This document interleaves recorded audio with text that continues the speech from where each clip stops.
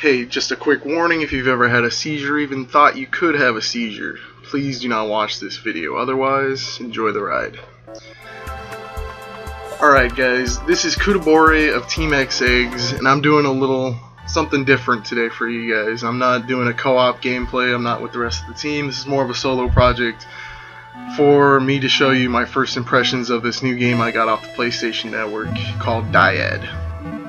It was released a couple days ago, so it's brand spanking new. And when you first look at it, like you are now, it's kind of real simplistic type, you know, almost like a top-down shooter with a different perspective on it.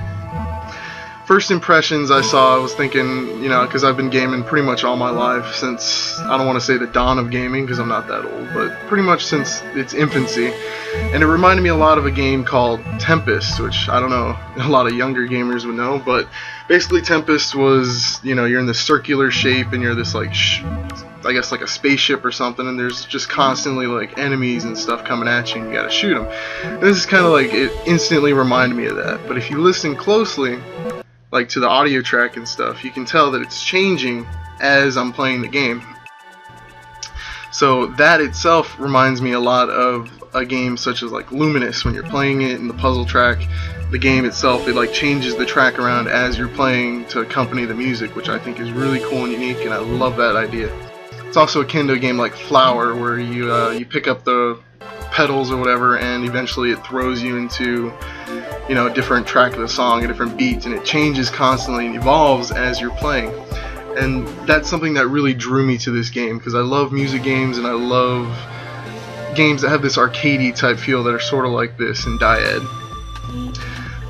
Before now, you've seen me going through the first like couple introductory levels. They're pretty simplistic. I mean, you basically have one button, X, and you have to pull yourself towards these. They're kind of like mines or like nodes, something that you can grapple onto and propel you faster through the level. And that's kind of the main objective for the first couple levels, is to hook as many enemies. In this case, in this level, you have to hook up pairs. In this next level, you'll see them throwing in a little like twists and turns of the game. There's actually enemies in the shape of giant X's and squares, and so you're going to have to grapple your way through the level while avoiding these things, because if you get hit, it throws you back and causes you to lose valuable time for your star bonus, which is what you're like shooting for. You're trying to get as many stars as you can. And in this one, it even throws a bigger turn. Instead of just grappling enemies and hooking yourself towards them, there's actually another objective. You want to get pairs, because a pair gives you a boost, two of the same color. And in this case, you want to glide as close as you can next to those enemies to give you what's called Lance energy, which is another mechanic they introduced pretty early in the game. Once you get a bar of Lance energy, you can see it should be coming up real soon.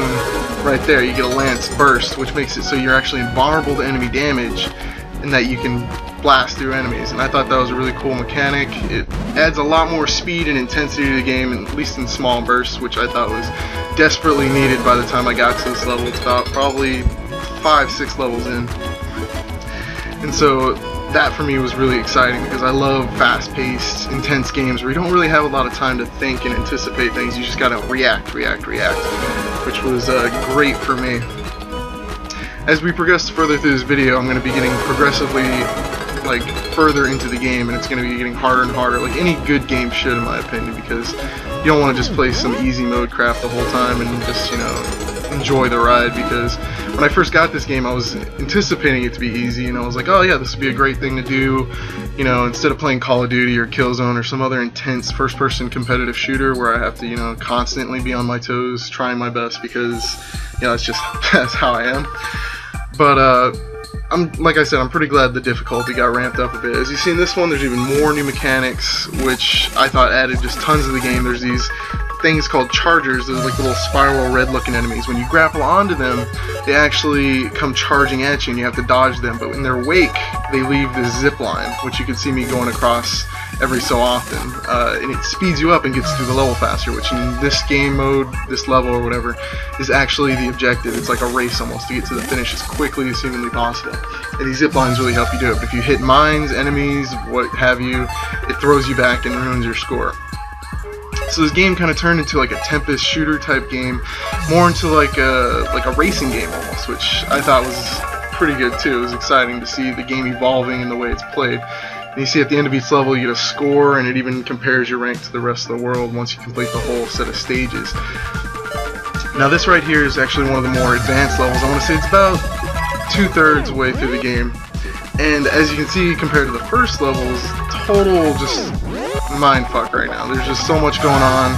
This is where the seizure warning comes in, because there's just so many bright lights and flashes that I would, I don't know, I'd be worried that I'd be on the floor shaking, biting my tongue off, like, even though I've never had a history of such things. But anyway, the game gets really intense, which for me, difficulty is a huge factor. I love games that have always been like difficult. It's Battletoads, Ghosts and Goblins, Dark Souls, what have you. All these like difficult games. I love the challenge. It's just like me as a gamer, it's like the ultimate thing. I don't like being handed, you know, progress to the level. This is actually, I think, my second or third try on this level because of just the sheer amount of difficulty of all the different aspects being thrown at you.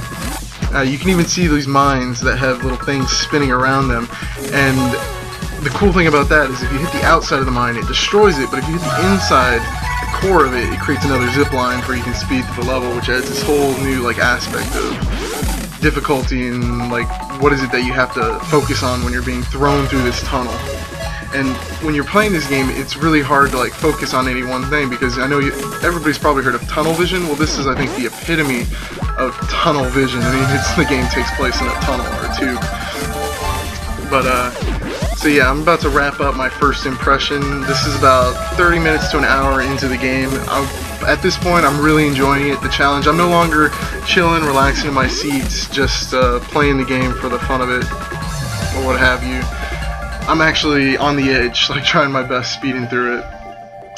Anyway, if you guys are looking for a challenge and a great game, I definitely suggest picking up Dyad. It's on the PlayStation Network for about 15 bucks. This is Kuta signing out. Peace.